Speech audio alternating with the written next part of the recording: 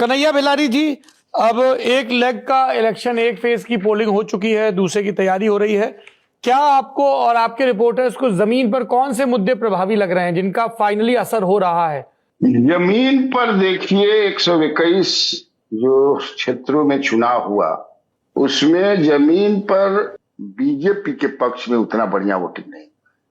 चिराग पासवान के इस 121 में 13 क्षेत्रों में उनके पक्ष में बढ़िया वोटिंग नहीं। और प्रशांत किशोर का मैंने कई क्षेत्रों में देखा कि उनका कलवाला में भी, आप देखिए कलवाला में मैं आपको बता दूं कि जैसे आपको जो है दरभंगा में आर.के. मिश्रा खेल बिगाड़ेंगे, सहरसा में किशोर कुमार मुन्ना खेल बिगाड़ेंगे, वहां से आई.पी. गुप्ता खड़ा है, समस्तीपुर में डॉक्टर विनोद खेला बिगाड़े, कुमरान में के.सी. सिन्हा खेला बिगाड़े, दीघा में बिट्टू सिंह खेला बिगाड़ेंगे। ये जनसुराज की मैं बात कर रहा हूं। इसमें मुजफ्फरपुर पूर्णिया भी जोड़ लीजिए। हाँ, वो भी आप जोड़ सकते हो, वहां मैं नहीं पढ़ाई, वहां भी बिगाड़ेंगे।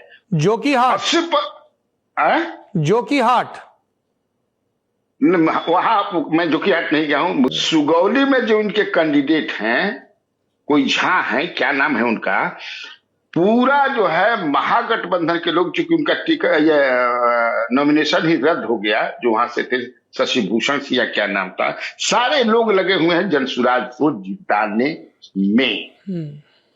हाँ, तो ये नहीं, जोकीहाट में इसलिए कह रहा हूं क्योंकि मैं वहां खुद गया था।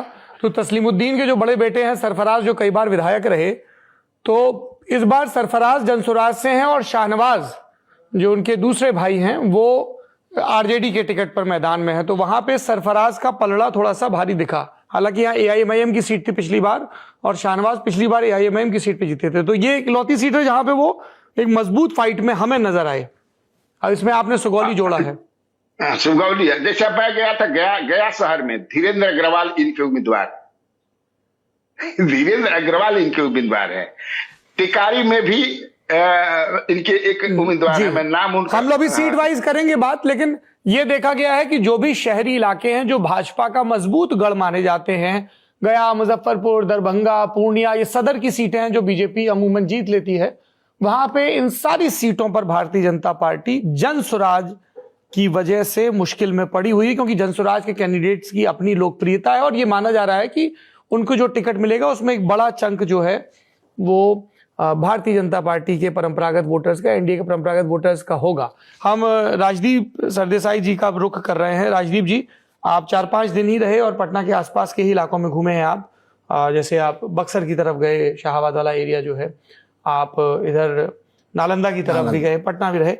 व्हाट इज योर सेंस, क्योंकि आप लंबे अरसे से जा रहे हैं। जो कि डेमोग्राफिक बिहार का है युवाओं में मैंने देखा, जो अगर आप प्रशांत किशोर के साथ रोड शो पर जाते हैं तो 95% जो आपको मिलेंगे वो मेल होते हैं, पुरुष होते हैं। और इसी वजह से मुझे लगता है वो दोनों को डैमेज कर रहे हैं।